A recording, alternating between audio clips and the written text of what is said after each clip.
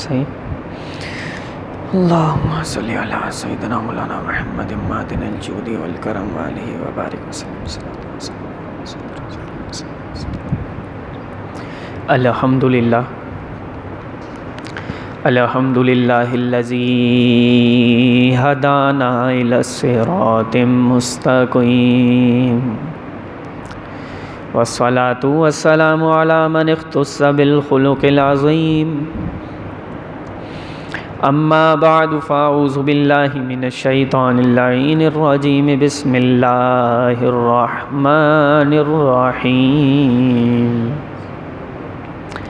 إلا من تاب وآمن وعمل عملا صالحا فأولئك يبدل الله سيئاتهم حسنات وكان الله غفورا رحيما. قد صدقت يا رب العالمين. ان اللہ و ملائکتہ یصلون علی النبی یا ایہا الذین آمنوا صلوا علیہ وسلموا تسلیما.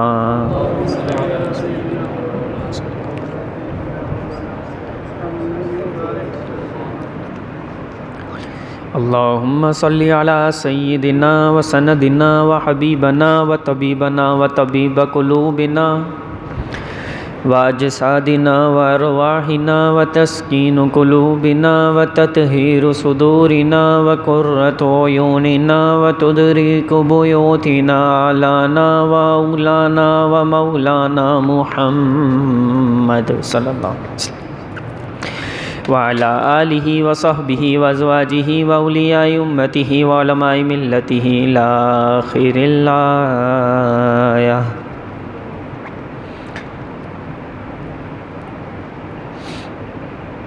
بولیں سبحان اللہ. آپ سب جاگ رہے ہیں؟ پھر بولیں سبحان اللہ. خاک سورج سے اندھیروں کا ازالہ ہوگا. خاک سورج سے اندھیروں کا ازالہ ہوگا. آپ آئیں تو میرے گھر میں اجالا ہوگا. اور حشر میں ہوگا وہ سرکار کے جھنڈے کے تلے. حشر میں ہوگا وہ سرکار کے جھنڈے کے تلے میرے سرکار کا جو چاہنے والا ہوگا.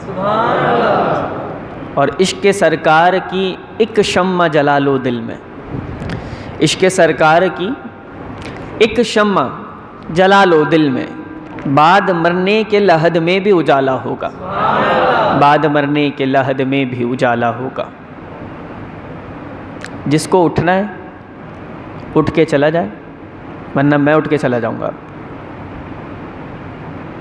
پوری بزم, پورے حلقے اور پوری محفل کی روحانیت کو ختم کر دیں گے آپ لوگ ایسے آنا جانا کر کے. اب تو ذوق کے ساتھ بیٹھے, کوئی پوری رات بیٹھنا نہیں ہے. اور اللہ نے ہمارے دامن میں آخری تاکرات رکھی ہے, تو خدا را اس کی برکت کو سمیٹے. ذکر کی محفل ہے. بولیں سبحان اللہ. عشق سرکار کی ایک شمع جلا لو دل میں, بعد مرنے کی لحد میں بھی اجالا ہوگا. اور جب بھی مانگو تو انہی کے وسیلے سے مانگو. جب بھی مانگو تو انہی کے وسیلے سے مانگو. اس وسیلے سے کرم اور دوبالا ہوگا. اس وسیلے سے کرم اور دوبالا ہوگا. اور حاصل کلام شعر کا حشر میں اس کو بھی سینے سے لگائیں گے حضور. حشر میں سبحان اللہ. آپ سب, میں کہتا ہوں آپ سب ایک لمحے کے لیے اپنی آنکھیں بند کریں, اور میں بھی کرتا ہوں, اور پھر اس شعر کو سنتے ہیں. ٹھیک ہے, سب آنکھیں بند کریں, میں بھی کر رہا ہوں. آنکھیں بند ہیں. اب اس تصور کو جمانا ہے. حشر میں اس کو بھی سینے سے لگائیں گے حضور. حشر میں اس کو بھی سینے سے لگائیں گے حضور. جس گناہ گار کو ہر ایک نے ٹالا ہوگا. سبحان اللہ. جس گناہ گار کو ہر ایک نے ٹالا ہوگا. وہ جو منظر ہوگا نا, جب ہر ایک کہے گا کہ میری جان بخش جائے, میں بخشا جاؤں اور میری جان بس جاؤ کسی اور کی طرف جاؤ. حشر میں اس کو بھی سینے سے لگائیں گے حضور، جس گناہگار کو ہر ایک نے ٹالا ہوگا اس کے لیے بھی حضور فرما دیں گے انا لہا، میں تمہارے لیے ہی تو ہوں، آؤ اور سینے سے لگا لیں گے۔ اللہ تعالی ہم سب کو حضور کی شفاعت نصیب فرمائے۔ صلہ نعت نبی پائے گا جس دن خالد، یہ حضور کی ثنا بیان کرنا نعت کی صورت میں، بیان کی صورت میں، اور کسی بھی انداز میں اپنے نبی کی تعریف بیان کرنا، تو کہا صلہ نعت نبی پائے گا اس دن خالد، وہ کرم دیکھنا تم دیکھنے والا ہوگا، وہ کرم دیکھنا تم دیکھنے والا ہوگا۔ اللہ رب العزت کا بے پایا فضل ہے کہ اس خالق و مالک نے ہمیں ایک بار پھر اپنے مقدس گھر میں بیٹھ کے، مقدس رات میں بیٹھ کے اپنا مقدس ذکر کرنے کی توفیق بخشی۔ اللہ تعالیٰ آپ کا بیٹھنا، ہمارا سننا سنانا اپنی بارگاہ میں قبول فرمائے۔ معتکفین کے دروس کا سلسلہ جاری و ساری ہے، اور یہاں پہ بھی میرے خیال سے مختلف علماء کرام آ رہے ہیں، بہت بڑی سعادت کی بات ہے۔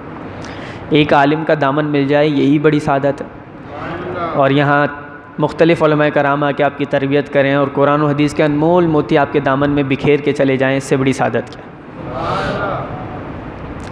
ایک بہت بڑا اعزاز آپ کے دامن میں اس وقت ہے۔ بعض اوقات انسان کو نعمت حاصل ہوتی ہے لیکن اس کا احساس نہیں ہوتا، پھر اس کا احساس اس سے پوچھا جاتا ہے جسے وہ نعمت حاصل نہیں ہے۔ آپ اس وقت اللہ کے گھر کے مہمان ہیں، اعتکاف میں ہیں، معتکف ہیں، کیونکہ آپ کو 9 دن ہو گئے، 8 دن ہو گئے، آپ کی آخری تاک رات ہے، انسان یوز ٹو ہو جاتا ہے تو ذہن سے پھر نکل جاتا ہے۔ اب زیادہ فوکس پھر ذہن میں یہ آ رہا ہے کہ عید کی تیاری کرنی ہے اور چاند رات ہے اور پھر جانا ہے اور یوں کرنا ہے اور وہ کرنا ہے، دماغ میں یہی چل رہا ہے۔ نعمت کس سے پوچھیں؟ نعمت آپ مجھ سے پوچھیں۔ کس سے پوچھیں؟ مجھ سے پوچھیں۔ میں نے اپنا کیوں کہہ دیا؟ قریب کی مثال دوں نا میں آپ۔ نعمت آپ مجھ سے اس لیے پوچھیں کیونکہ اللہ نے 13 سال تک مجھے اعتکاف کی سعادت دی ہے، مستقل، اور اس سال ہزاروں کوششیں کرنے کے بعد بھی میں اعتکاف میں نہیں بیٹھ سکا ہوں مصروفیت کی وجہ سے۔ اللہ نے اگرچہ دین کی خدمت لے رہا ہے، اللہ مختلف مساجد میں جا کے ہم معتکفین کی تربیت کے لیے درس قرآن و حدیث کے انمول موتی سنا دیتے ہیں، لیکن تنہائی میں تو پھر میرا عالم میرا رب ہی جانتا ہے۔ جب میں اپنے رب سے بات کروں اور وہ میرے رب کی بات ہے اور میری بات ہے کہ اللہ وہ سعادتیں، وہ لمحات، وہ راتیں، وہ ایک قرب کا عالم کہ صرف ایسا محسوس ہو کہ تو میرا ہی اللہ ہے، یہ والی کیفیت پھر کسی اور کو تو نہیں ملتی، یہ تو اسے ہی ملتی ہے جو اپنا سب کچھ قربان کر کے دنیا سے کٹ کے آ کے اللہ کی بارگاہ میں بیٹھ جاتا ہے۔ اللہ اسے یہ سعادت دیتا ہے کہ جب وہ دعائیں کرتا ہے، وہ تلاوت کرتا ہے، تو اسے یہ فیل آتا ہے کہ میرا اللہ مجھے سن رہا ہے۔ تو یہ احساس ہو جانا نا کہ میرا اللہ مجھے سن رہا ہے، اللہ سے کنیکٹ ہونا بہت بڑی سعادت ہے۔ اللہ نے یہ سعادت آپ کو دی ہوئی ہے، ہم اس سے محروم ہیں ابھی، تو ہم سے پوچھیں یہ کیسی نعمت ہے۔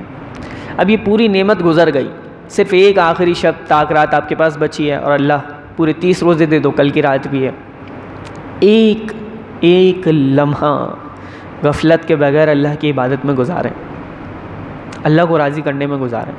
ممکن ہے کسی نے اپنا قرآن پاک کا مکمل ختم بھی کر لیا ہو، ممکن ہے کسی نے 3 پڑھ لی ہوں، 2 پڑھ لی ہوں، نیکیوں کا کوئی وظیفہ بھی کر لیا ہو، 10 چیزیں کر لی ہوں، تو اس کے دماغ میں آ رہا ہو یار یہ 27 تک تھا عبادت کا معاملہ، میں نے نمٹا دیا ہے، اب میں تھوڑا ریلیکس کر لوں۔ نہیں پتا کہ آپ یہ آخری دن میں آپ سے کوئی ایسی غفلت ہو جائے جو رب کو نہ پسند ہو، وہ 7-8 دن کی عبادت گئی۔ تو بہتر یہ کہ ایک ایک دن، ایک ایک سانس رب کی بارگاہ میں ایسے گزرے کہ رب کو بھی آپ کی اداؤں پہ پیار آئے کہ میرا بندہ کتنا مقدر اور اعزاز فیل کر رہا ہے میری اس بات پر کہ میں نے اسے اپنے گھر کا مہمان بنایا ہے۔ یہ ساری باتیں موضوع سے ہٹ کے تھیں، لیکن آپ کو احساس دلانے کے لیے، ایک نعمت کے احساس کے لیے کہ اللہ نعمت کا احساس پیدا کرے، میں اور آپ کہاں بیٹھے۔ اللہ تعالیٰ نے ارشاد فرمایا کہ جو لوگ ایمان لے آئیں اور اعمال صالح کریں، اچھے اعمال کریں، نماز پڑھیں، تلاوت کریں، توبہ کریں، تو پھر ہوتا کیا ہے؟ فرمایا کہ فَأُولَٰئِكَ يُبَدِّلُ اللَّهُ سَيِّئَاتِهِمْ حَسَنَاتٍ۔ قرآن پڑھ رہا ہوں میں آپ کے سامنے، اللہ فرما رہا ہے کہ میرے بندے مجھ پہ ایمان رکھتے ہوں اچھے اعمال کرتے ہوں توبہ کر لیں، اچھے اعمال کریں۔ فرمایا یہ وہ لوگ ہیں کہ جن کے گناہوں کو اللہ نیکیوں سے تبدیل فرما دیتا ہے۔ پھر بزرگ اور علماء اور صوفیہ اور محدثین نے لکھا، بالخصوص امام غزالی نے لکھا کہ جو جتنا بڑا گناہ گار ہوتا ہے وہ ایک توبہ سے اتنا ہی بڑا نیکوکار بن جاتا ہے۔ کہا ایسے کیسے؟ کہا کیوں؟ کیونکہ وہ بہت بڑا گناہ گار تھا، جتنا بڑا گناہ گار تھا اللہ نے اتنے ہی گناہوں کو اس کی نیکیاں بنا کے نامہ اعمال میں ڈال دیا، وہ اتنا ہی نیکوکار ہو گیا ہے۔ بہت بڑی سعادت کی بات ہے، پورے 10 دن 9 دن میرے آپ کے گزر جائیں اور میرا اور آپ کا پورا رمضان گزر جائے اور ہمیں سچی توبہ کی توفیق نہ ملے تو پھر کیا فائدہ؟ ہم جا کے بھی وہی گناہ کریں، وہی غفلت کریں، وہی زندگی گزاریں تو پھر کمال کیا ہوا؟ کمال تو یہ ہے یہ 10 دن کا رنگ ایسا ہو کہ اگلے اعتکاف تک چلے، نہ یہ کہ بس چاند نظر آیا اور بندہ گیا حمام، بندہ گیا ادھر، بندہ گیا بازار میں، بندہ گیا ہیئر ڈریسر کے پاس، پھر آپ بہتر جانتے ہیں کیا ہوتا ہے، سارا نور، ساری نورانیت ایک لمحے میں سب کچھ اسی رات میں ضائع ہو جاتا ہے۔ جو سینے میں اللہ نے تمہارے نور کی تجلیات کی برکھا برسائی تھی نا جب تم تلاوت کر رہے تھے اور جب تم رب کو سجدہ کر رہے تھے، رب مسکرا کے اپنی شان کے مطابق تمہیں دیکھ رہا تھا، وہ ساری نعمت، وہ ساری نورانیت، وہ ساری تجلیات جو تم نے اپنے دل میں جذب کی تھیں، اب جا کے جب انسان الٹی سیدھی حرکتیں، نامناسب حرکتیں اور گناہوں کی حرکتیں جب کرنا شروع کرتا ہے، سب کچھ ضائع ہونا شروع ہو جاتا ہے، ایک دن میں، ایک لمحے میں ضائع ہو جاتا ہے۔ اگلے سال تک بچانا تو دور کی بات ہے، بچائیں کیسے؟ خود کو رکھیں سیف کیسے؟ نماز پڑھیں، ٹھیک ہے، اور اللہ والوں سے جڑ جائیں۔ کس سے جڑ جائیں؟ کسی عالم سے جڑ جائیں، کسی نیک بندے سے دل لگا لیں اپنا، اس کے پاس آئے جائیں۔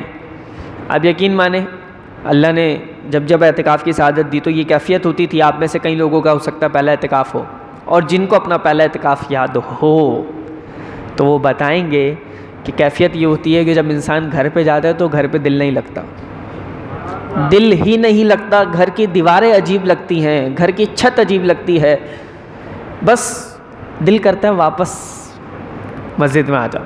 واپس کہاں جاؤ؟ حدیث کا مفہوم ہے کہ مومن مسجد میں آ کے ایسے سکون میں آ جاتا ہے جیسے مچھلی پانی میں سکون میں ہوتی ہے، ایسے سکون میں آ جاتا ہے۔ حدیث مبارکہ ہے، مسلم شریف بخاری شریف دونوں میں ہے، کہ وہ شخص جو مسجد سے جائے اور اس کا دل مسجد میں لگا رہے، جسم مسجد میں نہیں، جسم کہاں ہے؟ دل کہاں ہے؟ حدیث سنیں، فرمایا ایسا شخص اللہ کا بندہ کہ جو گھر تو چلا گیا، مسجد سے چلا گیا، لیکن اس کا دل مسجد میں ہی رہ گیا ہے، دل مسجد میں ہی لگا ہوا ہے، کب رب کا بلاوا ہے میں جاؤں، فرمایا اللہ ایسے شخص کو عرش کا ٹھنڈا سایہ نصیب فرمائے گا۔ عرش کا ٹھنڈا سایہ، جب کوئی سایہ نہیں ہوگا، محشر کا میدان اور گرمی کا عالم ہوگا، اللہ عرش کا ٹھنڈا سایہ ایسے بندے کو دے گا۔ اور یہ کیفیت اعتکاف والے کی بن جاتی ہے جب اٹھ کے جاتا ہے۔ 10 دن میں اللہ کے گھر میں ایسا دل لگتا ہے کہ پھر گھر پہ دل نہیں لگتا ہے، پھر بندے کا دل کرتا ہے کہ میں مسجد آؤں، میں مسجد آؤں اور میں مسجد آؤں۔ اس کیفیت کو برقرار رکھیں۔ ایک بہت اہم بات ہے، موضوع کے حساب سے ہے، کہ جب آپ اعتکاف سے اٹھ کے جاتے ہیں آپ کا دھیان، آپ کا فوکس سب ڈائیورٹ ہو جاتا ہے۔ کچھ خوش نصیب لوگ ہوتے ہیں وہ تیاری کر کے بیٹھتے ہیں عید کی نا اعتکاف میں، اور کچھ ایسے بھی ہوتے ہیں کہ جب وہ نکلتے ہیں تو پھر کیا ہوتا ہے، یار بازار بھی جانا ہے تو درزی کے پاس بھی جانا ہے تو یہاں بھی جانا ہے تو وہاں بھی جانا ہے، 10 ان کی مصروفیات ہوتی ہیں۔ پھر کچھ لوگوں کی آپ کو پتہ ہے فجر جماعت سے نکل جاتی ہے، جماعت نہیں مل پاتی انہیں فجر کی۔ اعتکاف والوں کی حالت بتا رہا ہوں میں آپ کو، بائکس پہ جا رہے ہیں، دو دریا کے چکر لگ رہے ہیں، یہاں جا رہے ہیں آؤٹنگ، یہ وہ، دوست یار بھی ملنے آ گیا یار، 10 دن بعد آیا دوست، بڑی محبت جاگی ہے، ہم نے بھی بڑا ٹائم دیا ہے یار، محبت سے آیا ہے۔ لیکن آپ نے جو اس رات میں ضائع کیا ہے نا، میں چاہتا ہوں آپ وہ ضائع نہ کریں، سمجھ رہے ہیں آپ وہ حضور علیہ السلام نے فرمایا کہ جب بندہ اپنی مزدوری پوری کر لیتا ہے اپنی، تو پھر اس کی مزدوری دینے کا وقت آتا ہے کہ نہیں آتا؟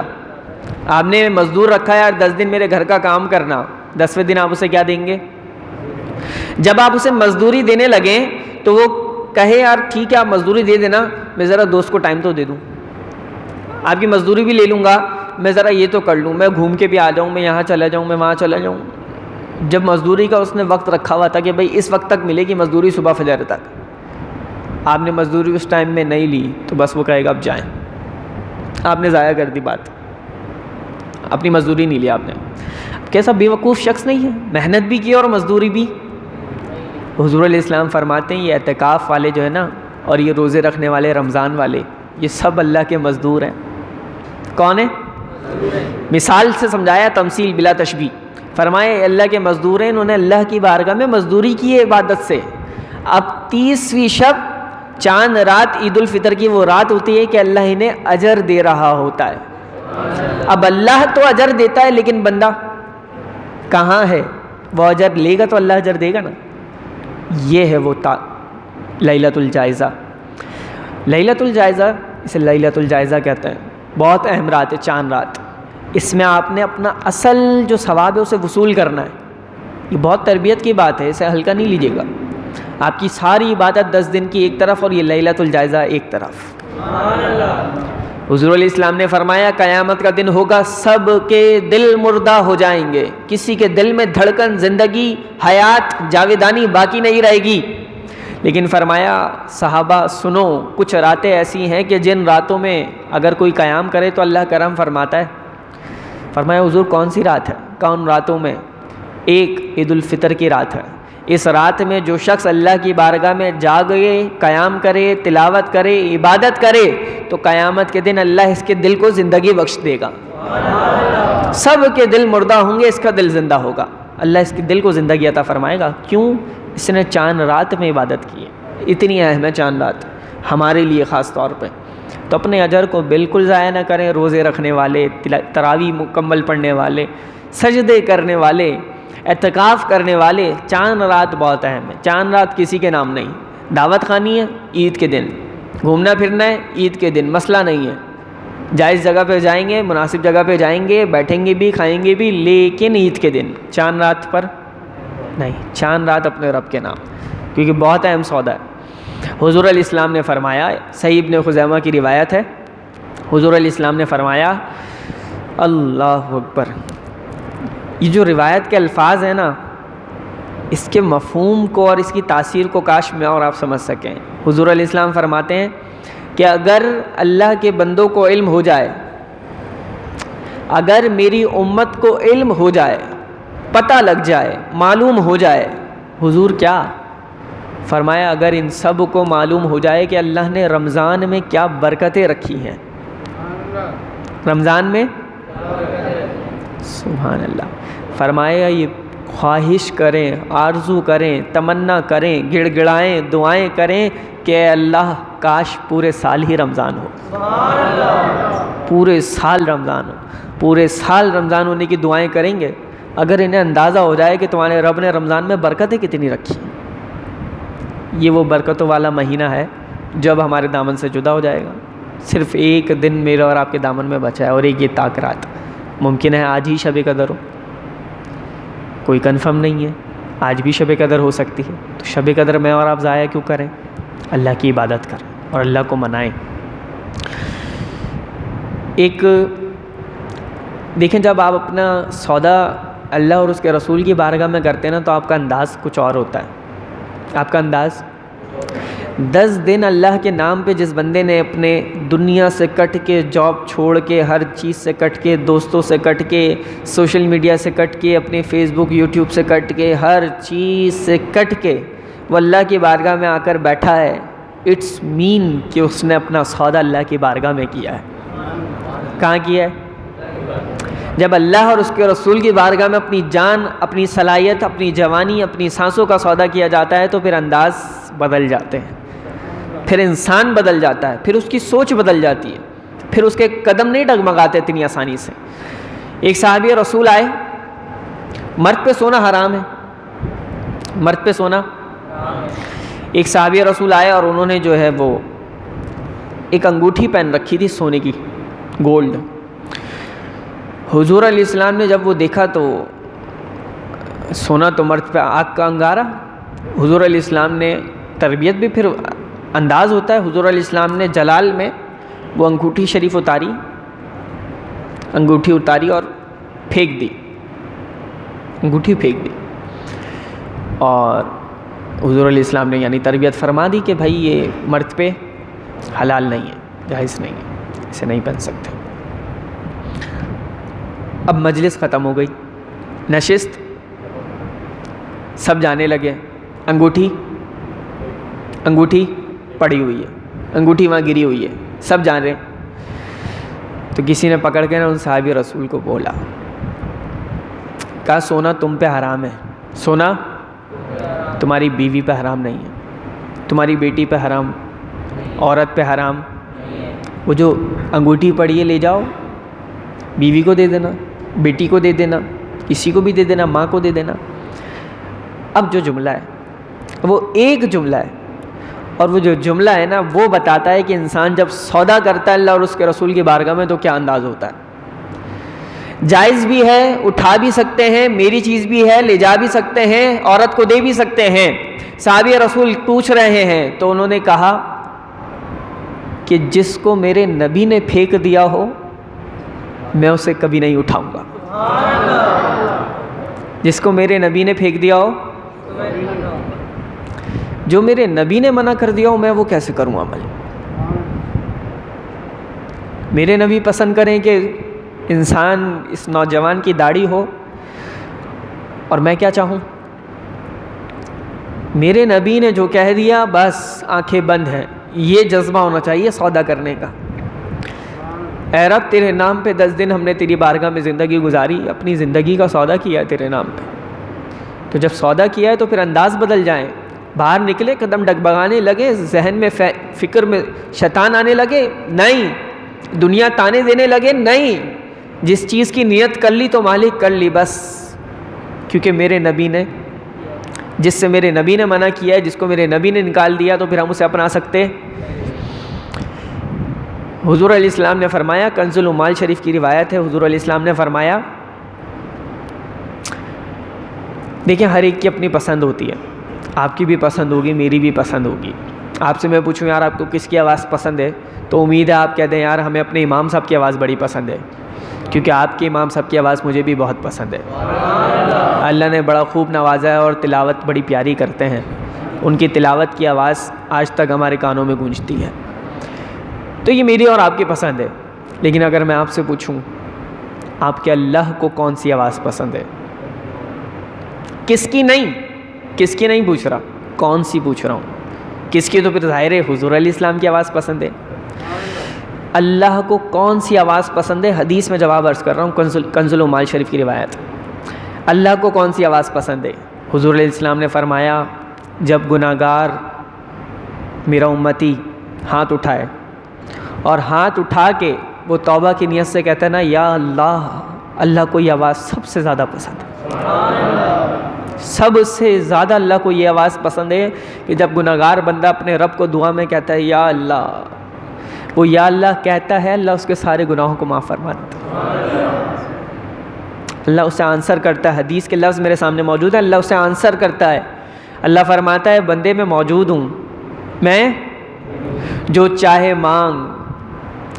مانگ، میری بارگاہ میں تیرا رتبہ میرے بعض فرشتوں کی طرح ہے، میں تیرے دائیں بھی ہوں، میں تیرے بائیں بھی ہوں، میں تیرے اوپر بھی ہوں، میں تیرے نیچے بھی ہوں، میں تیری دھڑکن کے قریب ہوں، اور سنو اے فرشتوں تم گواہ ہو جاؤ، یہ جو دعا میں مجھے پکار رہا ہے میں نے اسے بخش دیا ہے، میں نے اسے بخش دیا ہے۔ کون سا وقت ہے کہ جس وقت میں ہم اپنے رب کو ایسے پکار لیں، ابھی پکار لیں، رات میں پکار لیں، فجر میں پکار لیں، جب چاہیں پکار لیں، بس پکار لیں، ایک بار رب کے آگے ہاتھ اٹھا کے کہہ دیں اے اللہ، آپ کا یہ یا اللہ کہنا ہوگا، اللہ کو اتنا پیار آئے گا اس پہ یہ رب بخش دے گا، بشرط یہ کہ پکارے تو صحیح نا، اللہ کے آگے روئے تو صحیح نا، فرمایا گناہگار کی جو آنکھ سے آنسو نکلے اللہ کو وہ آنسو سب سے زیادہ پسند ہے، سب سے زیادہ وہ آنسو پسند ہے۔ ہمارا مسئلہ کیا ہے؟ ہمیں رونا نہیں آتا،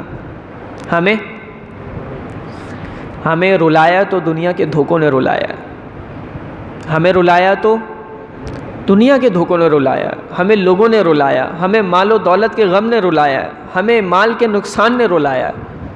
کبھی رونا ہی نہیں آیا رب کی بارگاہ میں کہ ہاتھ اٹھائیں، سجدے کریں، تنہائی میں بیٹھیں، کیفیت بنائیں کہ اللہ اتنے گناہگار بندے، ہم تو اس قابل بھی نہیں تیرے گھر میں آگے بیٹھے، تو نے اپنے گھر کا مہمان بنایا، اتنی بڑی سعادت ہمارے نصیب میں ڈالی۔ اپنے رب سے باتیں کریں، ایک کیفیت طاری کریں اور اپنے آنکھوں میں آنسو لائیں۔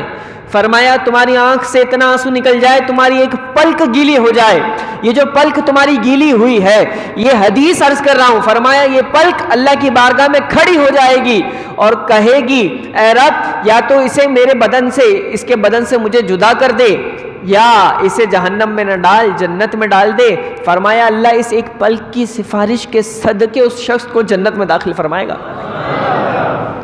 جنت میں داخل فرمائے گا۔ روئیں تو صحیح، کبھی مدینے کی یاد میں بھی روئیں، کبھی حضور کی یاد میں بھی روئیں، بات کریں کہ حضور میں سب مدینے جا رہے ہیں، مجھے ہی بلاوا نہیں آ رہا، دنیا نے ایسا گھیرا جمع کیا تو بس دنیا کے لیے کیا ہے، پلاننگ میں کوئی کبھی ہے ہی نہیں کہ حضور کبھی آپ کے روضے پہ بھی حاضری ہو، ہم حاضر ہوں، اپنا سلام پیش کریں، اتنے عاشق جاتے ہیں، ہمارا بلاوا کیوں نہیں؟ یہ تڑپ پیدا تو ہو انسان کے اندر، دل میں سچی طلب تو ہو، طلب ہی پیدا نہیں ہو رہی، عشق کی لگن ہی نہیں لگ رہی، عشق ہی نہیں ہو رہا۔ جب عشق ہوتا ہے تو پھر عشق اور مشق کبھی چھپتا نہیں ہے، انسان کے انداز بتاتے ہیں یہ کسی کو فالو کرنے لگا ہے، پھر اس کی سنتوں کو، اس کی اداؤں کو اپنانے لگتا ہے انسان۔ حضور علیہ الصلوۃ والسلام نکلے، صحابی رسول کہتے ہیں میں ساتھ تھا، ایک صحابی رسول کا مکان دیکھا، ایک صحابی رسول کا وہ مکان بہت اونچا عالیشان، بہت ہی آؤٹ کلاس عمارت بنی ہوئی تھی۔ حضور علیہ السلام کہیں جا رہے تھے، صحابی رسول ساتھ تھے، حضور علیہ السلام نے مکان دیکھا، اب واپس آ گئے۔ اب جس صحابی کا مکان تھا وہ صحابی رسول حاضر ہوئے، انہوں نے سلام کیا، حضور علیہ السلام نے رخ انور پھیر لیا۔ حضور علیہ السلام کے ناراض ہونے کا انداز یہ ہوتا تھا، بس جو اس طرف سے آتا تھا حضور اس سے اپنا رخ پھیر کے ادھر کر لیتے تھے۔ یہ صرف میں اور آپ پڑھ سن اور سمجھ سکتے ہیں کہ حضور اپنا رخ پھیر لیتے تھے، اور صحابہ کی کیفیت ایسی ہوتی تھی کہ یہ رخ پھیرنا ہی ایسا ہوتا تھا کہ پیروں تلے زمین نکل جاتی تھی، کہ پیچھے کچھ بچا ہی نہیں کہ حضور نے ہم سے رخ پھیر لیا ہے۔ وہ صحابی رسول آئے، انہوں نے سلام کیا، حضور نے اپنا رخ یہاں پھیر لیا۔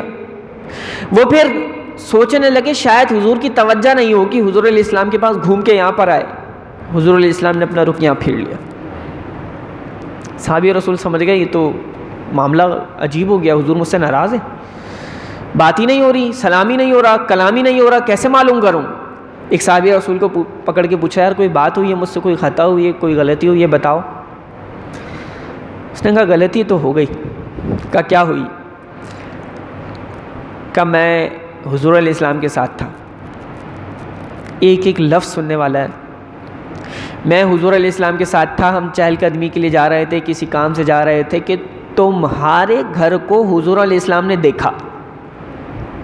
کہا پھر کچھ کہا؟ کہا نہیں، بس یہ پوچھا کس کا ہے؟ کہا پھر آگے گئے جہاں جانا تھا؟ کہا نہیں، واپس آ گئے۔ بات کیا ہے پھر؟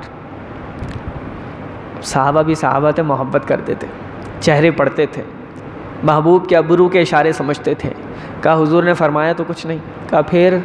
کہا لیکن حضور کے چہرے کے اثرات یہ بتا رہے تھے کہ تمہارا گھر حضور کو پسند نہیں آیا، تمہارا گھر، اللہ اکبر، کہا حضور کو تمہارا گھر پسند نہیں آیا، یہ حضور علیہ السلام کے چہرے کے اثرات بتا رہے تھے۔ کہا اچھا، صرف اتنا سنا۔ صحابی رسول واپس چلے گئے، سنن ابی داؤد کی روایت میں عرض کر رہا ہوں آپ کو۔ صحابی رسول واپس گئے، آلات لیے، پورے گھر کو توڑا اور ملبہ کر دیا، گھر توڑ دیا، ملبہ کر دیا۔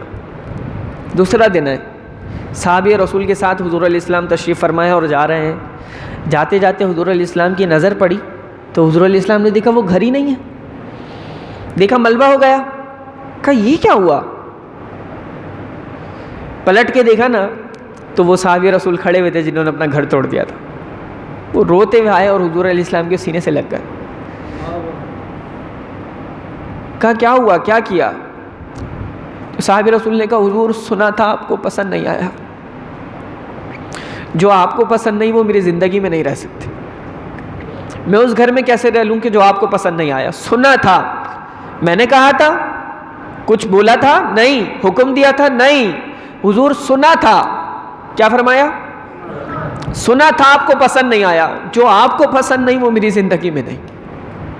حضور علیہ السلام نے گلے لگایا اور پھر بتایا کہ اے میرے صحابی، جو ضرورت سے زیادہ گھر کا حصہ ہو وہ انسان کے لیے وبال ہے، اور تم نے بہت عالیشان عمارت بنا لی تھی اس لیے مجھے تمہارا گھر نامناسب لگا. حضور علیہ السلام نے شفقتوں سے نوازا. میں ایک شعر عرض کر دیتا ہوں کہ ہمارا معیار پتہ کیا ہونا چاہیے؟ ہمارا معیار یہ ہونا چاہیے کہ اپنا عزیز وہ ہے جسے تو عزیز ہے. اپنا عزیز وہ ہے جسے تو عزیز ہے، اور ہم کو وہ آئے پسند جسے تو کرے پسند. ہم کو وہ آئے پسند جسے تو کرے پسند. تو یہ محبت کا معیار ہے، ایک عشق کا معیار ہے کہ جب حضور علیہ السلام سے آپ نے دل لگا لیا ہے، ان کے نقش قدم پہ چلنا ہے، سنت پہ عمل کرنا ہے، اعتکاف میں آ گئے، اللہ کے مہمان بن گئے، اپنی زندگی کا سودا کر دیا، تو بس بات ختم اور نو کمپرومائز کا بورڈ لگ جائے. کوئی کچھ بھی کہتا رہے، کوئی تانے دیتا رہے، کوئی کچھ بھی کہے، میری لا لگ گئی ہے میرے رب سے اور نبی علیہ السلام سے. جب وہاں لا لگ گئی ہے تو پھر انسان پھرنے والا نہیں ہے. حضرت ذوالنون مصری علیہ رحمہ فرماتے ہیں میں بیٹھا ہوا تھا کہ اچانک میں نے دیکھا کہ ایک بچھو اس نے دریا میں چھلانگ لگا دی، کود گیا. اب وہ بچھو دریا میں کودتا بجائے اس کے کہ ڈوبتا، ڈوبنے سے پہلے مینڈک اوپر آ گیا، بڑا مینڈک. اس نے بچھو کو سہارا دیا. بھائی بچھو ہے، ڈنگ مارے مینڈک کو، بات ختم. مینڈک کو ڈنگ نہیں مارا اس نے، مینڈک نے اپنی پشت پہ، اپنی کمر پہ بچھو کو بٹھایا اور لے کر جانے لگا. حضرت ذوالنون مصری رحمۃ اللہ تعالیٰ اللہ کے کامل ولی اور بزرگ ہیں. آپ کہتے ہیں کہ یہ منظر دیکھ کے بالکل نیچر کے خلاف منظر دیکھ کے میرے ذہن میں آیا یار رب مجھے کچھ دکھانا چاہتا ہے، میں کیوں نہ ان کا پیچھا کروں، یہ کیا ہو رہا ہے. کہہ رہے میں پیچھا کرنے لگا، وہ مینڈک اپنے اوپر بچھو کو بٹھا کے دریا پار کر آ رہا ہے. کب میں بھی ان کے ساتھ ساتھ پیچھے دریا پار کر رہا ہوں. کب مینڈک کے اوپر سے کود کے بچھو نے چھلانگ لگائی، دریا پار کر لیا نا. جب مینڈک چلا گیا اپنے راستے کو، کہتے میں جانے لگا اس کے پیچھے، بچھو کے پیچھے پیچھے جا رہا ہوں. کب میں نے دیکھا کہ دور مقام پہ ایک نوجوان سو رہا ہے، بالکل سکون اور مدہوش سو رہا ہے، اور اس نوجوان کے منہ کے بالکل قریب ایک اژدھا آ گیا، ایک سانپ بڑا. وہ اژدھا آ کے اسے ڈسنے ہی والا تھا. کہہ رہے میں نے یہ منظر اپنی آنکھوں سے دیکھا، اسے ڈسنے ہی والا تھا کہ اس بچھو نے اس اژدھے کو ڈس دیا. جب بچھو نے اژدھے کو ڈنگ مارے ہیں تو پھر وہ اژدھا وہیں پہ مر گیا. اب بچھو انسان کو ڈسے، اس نوجوان کو ڈسے. بچھو پلٹا اور اپنا راستہ لے کے چلا گیا. ذوالنون مصری کہہ رہے ہیں کہ جب میں نے یہ منظر دیکھا ہے تو کہتے ہیں میرے تو دل کی کیفیت ہی بدل گئی. میں نے کہا اے رب تیرا کتنا نیک یہ بندہ ہوگا، کتنے سکون سے سو رہا ہے اور تو اس کی ایسے حفاظت کر رہا ہے. کس طرح اس کو اژدھا اور سانپ ڈسنے آ رہا تھا اور کہاں سے میں نے دیکھا بچھو چل کے اس کو مارنے اژدھے کو آیا اور تو نے ایسی حفاظت کی ہے. تو وہ کہتے ہیں میں نے کہا اللہ تیرا کتنا نیک بندہ ہے، میں کیوں نہ اس کے قدم کو چوموں، میں کیوں نہ اس کے ہاتھ کو چوموں. کہتے ہیں میں اس کی دست بوسی اور قدم بوسی کرنے کے لیے جب چومنے کے لیے آگے بڑھا، کہتے ہیں مجھے شراب کی اسمیل آئی، شراب کی بو آ رہی. کہہ رہے میں نے کہا شاید میرا وہم ہو. میں دوسری طرف سے آ کے اس کے ہاتھ کو چومنے لگا، مجھے پھر شراب کی بو آئی. پھر میں نے اس کے منہ کے قریب آ کے سونگا تو بہت زیادہ شراب کی اسمیل. وہ شراب کے نشے میں سو رہا تھا. کہہ رہے میں نے ارد گرد نظریں گھمائی تو میں نے دیکھا شراب کی بوتلیں بھی پڑی ہوئی تھیں. کہنے لگے اب جو ہے میرے دل کی کیفیت اور چوٹ لگی دل پہ کہ اللہ میں جسے نیک سمجھ رہا ہوں وہ تو شرابی ہے، تو پھر تیری قدرت کا منظر کیا ہے. کہتے ہیں میں نے اپنے رب سے دعائیں کرنا شروع کر دی ہیں، میرے رب جب تو نے یہ معاملہ دکھائی ہی دیا ہے، مجھ پہ یہ انکشاف کر ہی دیا ہے، مجھے یہ منظر دکھا ہی دیا ہے، تو پھر بات بھی پوری بتا ہے میرے اللہ، یہ جب اتنا شرابی کبابی انسان گناہگار ہے تو پھر تو نے یہ حفاظت کا اہتمام ایسے کیسے کیا ہے؟ تو اللہ تعالیٰ کی طرف سے نا ذوالنون مصری اللہ کے ولی تھے، ان پہ الہام ہوا اور اللہ نے ایک آواز کو اتارا اور ایک کلام کو اتارا اور ایک بات کو اتارا اور ایک جواب کو اتارا کہ اے ذوالنون مصری، یہ گناہگار ہے، یہ شرابی ہے، میرا نافرمان ہے، لیکن اگر میری رحمت صرف نیکوکاروں پہ برسے گی یہ گناہگار کہاں جائیں گے؟ اگر میری رحمت صرف نیکوکاروں پہ برسے گی تو میرے یہ گناہگار بندے کہاں جائیں گے؟ اگر سے گناہگار بندہ ہے تو میرا نا، یہ سو رہا تھا اس لیے میں نے اس کی حفاظت کی ہے۔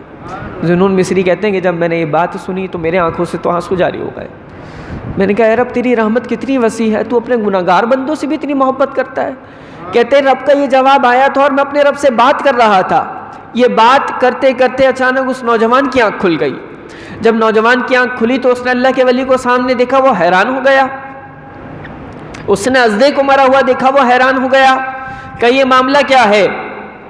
ذوالنون مصری کہنے لگے اس طرح سے ہوا ہے، پورا یہ معاملہ ہے، اور اللہ نے فرمایا ہے کہ اگر میری رحمت صرف گناہگاروں پہ نیکوکاروں پہ برسے گی تو یہ گناہگار کدھر جائیں گے؟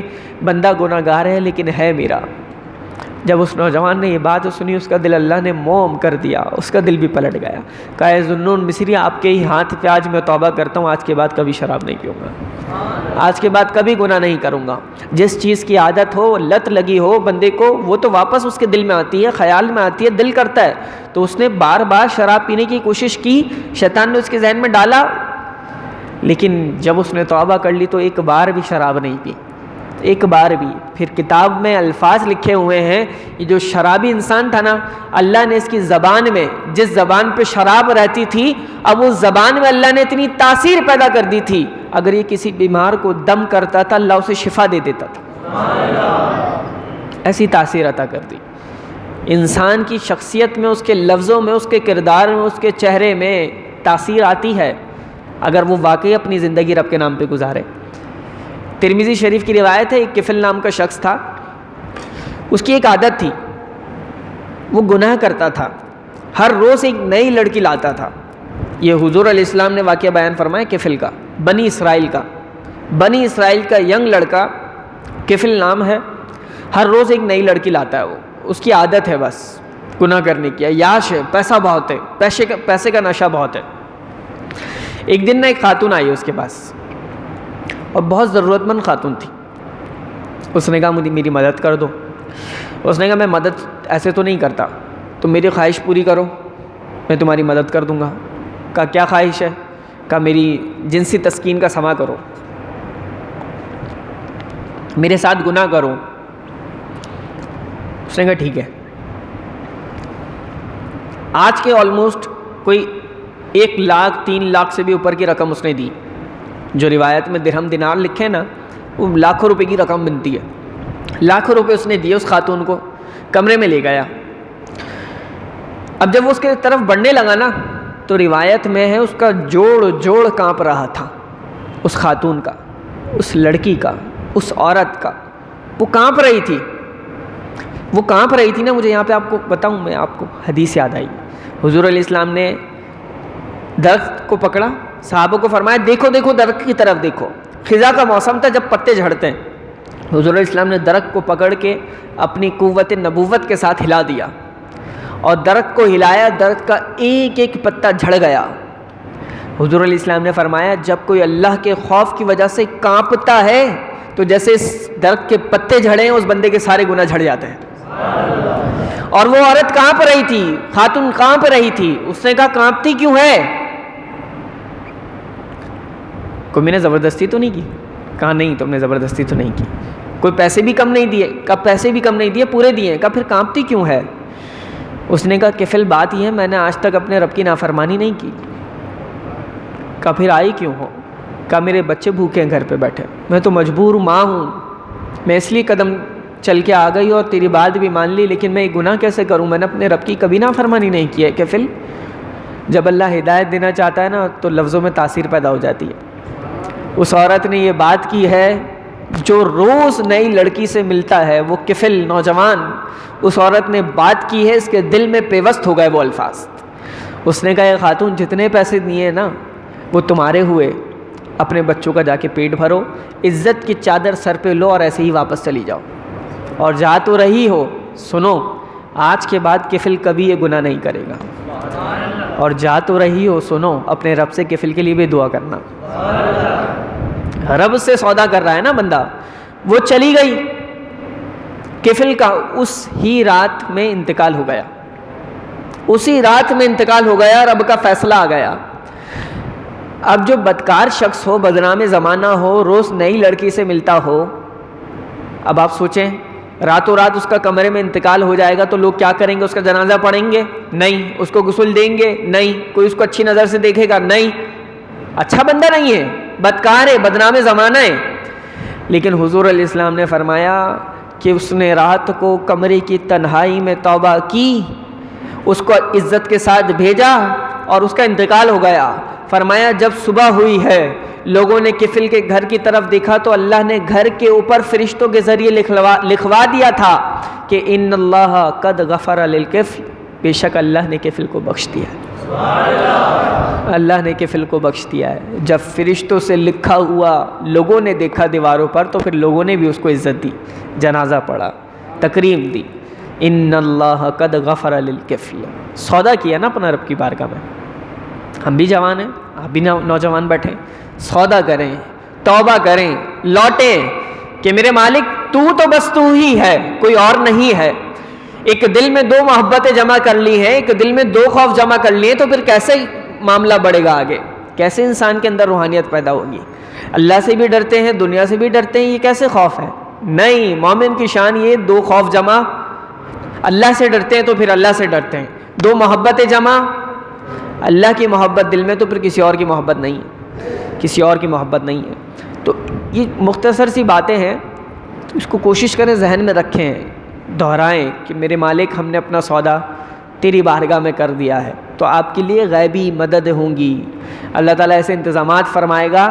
اور دیکھیں دین کے نام پہ نا اللہ بہت عزتیں دیتا ہے، بہت عزتیں دیتا ہے. اب اگر میں اپنی بات کر لوں، میں بھی دین کے نام پہ آپ سے عزت لے رہا ہوں، آپ سے اونچے مقام پہ بیٹھ کے بات کر رہا ہوں. آپ کیوں سن رہے میری اتنی دیر تک باتیں؟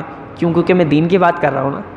ورنہ تو نہ آپ مجھے جانتے، نہ میں آپ کو جانتا، نہ میرا آپ بھائی لگتے، نہ کوئی رشتہ دار لگتے، نہ میں آپ کا کوئی رشتہ دار لگتا.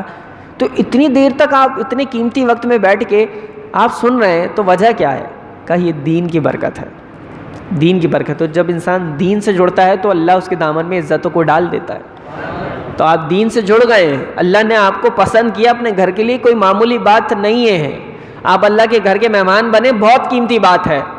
اللہ نے ہمیں رمضان دیا، بہت سعادت کی بات ہے. رمضان میں سانس لینا بھی میں کہتا ہوں نعمت ہے، بہت بڑی نعمت ہے. کیونکہ روزے دار کا خاموش رہنا ایسا ہے، روزے دار خاموش ہے. آپ روزے کی حالت میں سب خاموش بیٹھے ہوں، میں بھی خاموش بیٹھا ہوں، لیکن ہم خاموش نہیں ہیں. حدیث ہے، حضور علیہ السلام نے فرمایا روزے دار خاموش ہے لیکن فرشتے لکھ رہے ہیں یہ تسبیح پڑھ رہا ہے.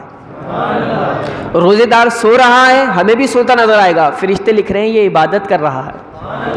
یہ تو رمضان کی سعادت ہے نا کہ انسان روزے دار ہے، اس کا سونا بھی عبادت، اس کا خاموش رہنا بھی تسبیح. فرمایا وہ دعا کرے تو اس کی ہر دعا قبول ہے. الگ سے کوئی وظیفہ پڑھنے کی ضرورت نہیں ہے کہ یار دعائیں قبول ہونے کا وظیفہ چاہیے. حضرت موسیٰ علیہ السلام کے دور میں قحط سالی ہو گئی. میں اپنی گفتگو کو اختتام کی طرف لاتا ہوں. کیا ہو گیا؟ اناج نہیں، گندم نہیں، بارش نہیں، پانی نہیں، بہت پریشانی ہو گئی، قحط سالی کا عالم ہے. تو حضرت موسیٰ علیہ السلام کے دور میں یہ معاملہ ہوا تو لوگوں نے آ کے عرض کی کہ یا نبی اللہ دعا کر دیں، اللہ بارش برسائے.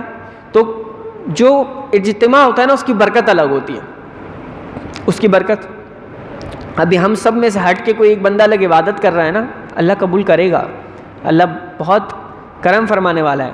لیکن وہ جو عبادت کر رہا ہے نا، وہاں کوئی عبادت نہیں کر رہا. آپ سب ادھر دیکھ رہے ہیں، میں مثال دے رہا ہوں.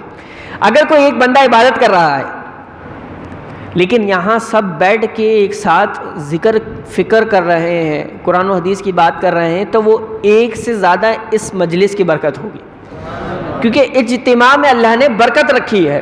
جہاں 40 مومن جمع ہو جائیں تو وہاں ایک اللہ کا ولی ہوتا ہے. اور وہ اللہ کا ولی ہوتا ہے کہ اگر بارشیں نہ ہوں تو اللہ اس کی دعاؤں کی برکت سے بارشیں برسا دیتا ہے. یہ مومنین کی برکت ہے.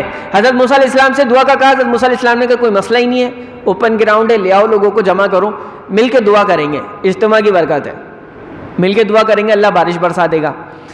دعائیں کرنے لگے. جب دعائیں کرنے لگے نا تو بارش کیا برسنی تھی, سورج اور تیز ہو گیا, دھوپ بھی تیز ہو گئی, بارش نہیں برسی. حضرت موسیٰ علیہ السلام دعا کر رہے ہیں, دھوپ اور تیز ہو گئی. حیران. اللہ سے کلیم اللہ تھے نا, اللہ سے کلام کرتے تھے, کہنے لگے کہ یا اللہ یہ سورج اور تیز ہو گیا, دھوپ اور تیز ہو گئی, بارش نہیں ہوئی. دعا کی میں نے, کہا موسیٰ تمہارے درمیان میں اس مجمع میں ایک بندہ ہے اور وہ میری 40 سال سے نافرمانی کر رہا ہے, 40 سال سے گناہ کر رہا ہے, ایک بندہ ہے. کہا رب حکم کیا ہے؟ کہا اس بھرے مجمع میں تم اعلان کرو, وہ ایک بندہ مجمع سے نکل جائے, اس کا نکلنا ہوگا, میں بارش برسا دوں گا. حضرت موسیٰ علیہ السلام نے اعلان کر دیا. کہا لوگوں سنو, اس مجمع میں ایک بندہ ایسا ہے جو 40 سال سے رب کو ناراض کر رہا ہے, اور رب نے فرمایا وہ نکل جائے میں بارش برسا دوں گا. اب جب یہ اعلان ہوا ہے تو ہر ایک دوسرے کی طرف دیکھنے لگا, جیسا بھی آپ ادھر دیکھ رہے تھے. ہر ایک دوسرے کی طرف دیکھنے لگا کہ یار یہ ہے یا یہ ہے. ہر ایک اپنا سوچنے لگا کہ میری عمر کیا ہے, میں نے کتنی اللہ کی نافرمانی کی ہے. کسی کا بھی حساب کتاب نا یہ والا نہیں بن رہا تھا کہ 40 سال سے اللہ کی نافرمانی کر رہا ہے, اور جو 40 سال سے اللہ کی نافرمانی کر رہا تھا نا اسے پتا تھا میں ہوں. اس نے بھی دیکھا, ادھر دیکھا ادھر دیکھا, اس نے کہا شاید کوئی اور ہو, وہ وہی تھا, کوئی اور نہیں تھا. اب وہ سوچنے لگا کہ یار میں نے 40 سال اللہ کی نافرمانی تو کی ہے, لیکن اگر میں اس مجمع سے نکل کے جاؤں گا اپنی پورے علاقے والوں کے سامنے, اپنی قوم کے سامنے, میں تو ذلیل ہو جاؤں گا, میری تو عزت نہیں رہے گی کوئی. میں نکل کے جاؤں گا, سب کو پتہ لگ جائے گا یہ 40 سال سے اللہ کی نافرمانی کر رہا ہے, میں کروں تو کروں کیا. اس نے نا اپنا کپڑا, اپنا رومال جو بھی تھا وہ اپنے منہ پہ ڈال لیا, لوگوں سے اپنے چہرے کو چھپا لیا, اور گردن جھکا کے اس نے اپنے رب سے باتیں کرنا شروع کر دی. اور اس نے اپنے رب سے باتیں کرتے کرتے اس نے کہا اے میرے اللہ, صرف آج میری عزت بچا لے, میرا وعدہ میں کبھی گناہ نہیں کروں گا, اے اللہ مجھے رسوا ہونے سے بچا لے. یہ باتیں کرتے کرتے وہ روئے جائے, اپنے رب سے بات کیے جائے, اور اس کی ایک لو لگ گئی, وہ اپنے رب سے باتیں کرنے لگا, اے میرے اللہ آج مجھے ذلیل ہونے سے بچا لے, میں ان سب کے سامنے ذلیل نہیں ہو سکتا. مانا میں نے تیری نافرمانی کی ہے اللہ, لیکن تم مجھ سے پیار بھی تو کرتا ہے, بچا لے میری عزت کو ان سب کے سامنے. وہ اپنے رب سے باتیں کرنے لگا نا, بادل آیا اور بارش برسنے لگی. کوئی بندہ نکل کے گیا. حضرت موسیٰ علیہ السلام حیران, لوگ بھی حیران. حضرت موسیٰ علیہ السلام نے کہا اے میرے اللہ, بھی تو کوئی نکل کے بھی نہیں گیا, تو نے بارش برسا دی. اللہ نے فرمایا اے موسیٰ, جو بندہ تھا نا جس کی وجہ سے میں نے بارش کو روک لیا تھا, اسی کے صدقے, اسی کی دعا اور توبہ کے صدقے اب میں نے بارش کو برسایا. حضرت موسیٰ علیہ السلام نے فرمایا اللہ تیرا یہ نیک بندہ کون ہے جو پہلے گناہ گار تھا اور ابھی توبہ کر لیے, مجھے تو بتا.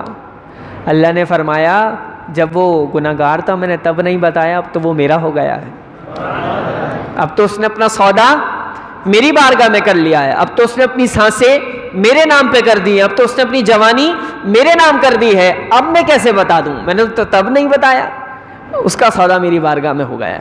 تو انسان کے آنسوؤں کی دعاؤں کے صدقے بھی اللہ بارش برساتا ہے.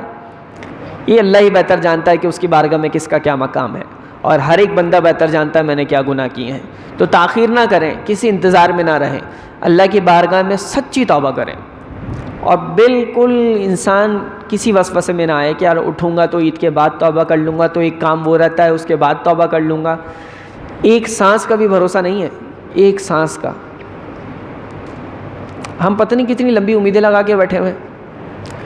ابھی عید کے دن قریب ہیں, ایسے ایسے لوگ ہیں, میں آپ کو کیا بتاؤں, ناراضگیاں ختم نہیں ہو رہی, ناراضگیاں سچے سگے رشتے داروں میں ناراضگیاں پیدا ہوئی ہوئی ہیں, منا ہی نہیں رہے ایک دوسرے کو. عیدیں بھی گزر جائیں گی, زندگی بہت لمبی ہے نا, اتنی مختصر زندگی ہے, اپنوں کو منائیں, اپنوں کے ساتھ رہیں, جتنا ہو سکے ایک دوسروں کو راضی کر کے رکھیں۔ ایک عربی حکایت ہے کہ ایک بادشاہ کو نا اس کی بیٹی کے لیے تلاش تھی۔ بات وہی ہے پھر اپنا سودا۔ آپ میری بات سمجھ پائیں میں نے کیا سمجھایا؟ میرا مزاج دوسرا بھی ہے بیان کرنے کا، شاید آپ میں سے کوئی جانتا ہو تو سنا بھی ہو، لیکن وہ جلسوں کے خطابات ہوتے ہیں۔ یہ خطاب جلسے کا نہیں ہے، یہ خطاب اللہ کے مہمانوں کے لیے ہے۔ تو سکون سے تسلی سے جو بات دل میں اتر جائے، کوئی ایک بات سمجھ آ جائے، کاش کہ تیرے دل میں اتر جائے میری بات، نہیں کسی داد کا طالب یہ بندہ آزاد، تو کوئی ایک بات اتر جائے میری اور آپ کی زندگی سنور جائے، بس یہی حاصل ہے اس محفل اور درس کا، اتنا دیر بیٹھنے کا۔ ایک بادشاہ نے اپنی بیٹی کی شادی کرنی تھی، اس نے کہا یار مجھے سب سے، بادشاہ ہے نا، میری سلطنت میں انتخاب کی بات ہے، سب سے نیک بندہ چاہیے، سب سے زیادہ نیک ہو۔ اب تلاش کیسے کریں؟ ایک وزیر نے تجویز دی، ایک سجیشن دی۔ کہا کیا سجیشن ہے؟ کہا مسجد میں رات کے وقت پہرے داروں کو کھڑا کر دیں چھپکے سے، اور جو مسجد میں وہ وقت کچھ اور تھا نا، اس وقت تہجد کے لیے بھی مسجدیں کھلا کرتی تھیں، اب تو فرض نمازوں کے لیے بھی کھلی ہوتی ہیں، تو ویران ہو جاتے ہیں مسجد رمضان کے بعد۔ کہا مسجد کے آس پاس وزیر سپاہی کھڑے ہو جائیں گے اور وہ واچ کریں گے، جو بندہ تہجد کے لیے مسجد میں آ گیا اس کو لاک کر دیں گے، صبح فجر کی اذان ہوگی اسے پکڑ کے بادشاہ کے سامنے لے آئیں گے، اس سے شادی کرا دیں گے۔ جو نوجوان آیا، نوجوان، کتنی اچھی تجویز ہے، کتنی یونیک سجیشن ہے، بادشاہ کو پسند آ گئی۔ بادشاہ نے کہا ٹھیک ہے یار، نیک بندہ ایسے ہی ملے گا، تہجد گزار نوجوانوں، میری سلطنت کا، اور کیا، مسجد بھی میری، سلطنت بھی میری، لوگ بھی میرے، کوئی مسئلہ نہیں ہے، کر لو۔ اس علاقے میں ایک چور تھا، وہ چور نے ہر جگہ چوری کر لی تھی۔ اب تو مجھے آج کا دور یاد آ رہا ہے، آج بھی یہی ہو رہا ہے، کبھی مسجد کے نل غائب ہو جاتے ہیں، کبھی پنکھے غائب ہو جاتے ہیں، اللہ ہدایت دے۔ اور ہمارے تو موبائل ویسے سیف نہیں ہے، تو ہم کہاں جائیں۔ تو وہ نوجوان تھا اور وہ چور تھا، پروفیشنل تھا بھائی، اسنیچر۔ تو اس نے نا ہر جگہ ہاتھ مار لیا تھا۔ اب اس نے کہا یار مسجد کا رخ کرتا ہوں، آج مسجد میں سے نکالوں گا سامان، رات کے پہر میں جب سب سو جائیں گے میں مسجد میں جاؤں گا اور سامان نکالوں گا، کچھ لے لوں گا، کچھ چوری کر لوں گا۔ اب یہ آپ کو پتہ ہے، یہ مجھے پتہ ہے، یہ چور ہے، لیکن جو سپاہی کھڑے ہوئے انہیں، سپاہی تو بس یہ دیکھ رہے ہیں کہ رات کے تہجد کے وقت میں مسجد میں کون آئے گا۔ تو وہ چور مسجد میں آیا ہے اور پیچھے سے دروازہ لاک، بند، اب کوئی نہیں جا سکتا باہر۔ اچھا اسے تو نہیں پتا دروازہ لاک، اس نے جو سمیٹنا تھا، سموٹنا تھا، سب کچھ اپنا جو بھی تھا طریقہ وہ کیا۔ کرنے کے بعد اس نے جب دروازہ دیکھا تو دروازہ تو بند، جائے تو جائے کہاں، حیران پریشان، ہوا کیا، مجھ سے لاک ہو گیا، غلطی سے کچھ ہوا ہے، کوئی معاملہ عجیب ہے۔ خیر اس نے کہا یار کوئی مسئلہ نہیں، سوتا ہوں، مسجد تو ہے، فجر کی نماز میں اٹھیں گے، مزے سے چلے جاؤں گے، جیسی اذان کے لیے مسجد کھلے گی۔ فجر کی اذان ہوئی، نماز ہوئی، کمانڈرز، دستہ، فوجی، سپاہی، وزیر، سب مسجد کے گیٹ پہ اس کو گرفتار کرنے کے لیے آئے ہیں۔ جب اس نے دیکھا تو اس نے کہا میں تو پکڑا گیا، آج میری چوری پکڑی گئی، یہ لوگ نے پہچان لیا مجھے، یہ اور وہ سوچنے لگا۔ وزیر جیسے ہی اس کے قریب آنے لگے اس نے نماز کی نیت باندھ لی، اللہ اکبر۔ نماز کے لیے نماز پڑھ رہا ہے، لیکن کس کے لیے پڑھ رہا ہے؟ اللہ کے لیے تو نہیں پڑھ رہا، اپنے جان بچانے کے لیے پڑھ رہا ہے کہ یار یہ پکڑ کے لے جائیں گے مجھے، اللہ اکبر، نیت مان لی۔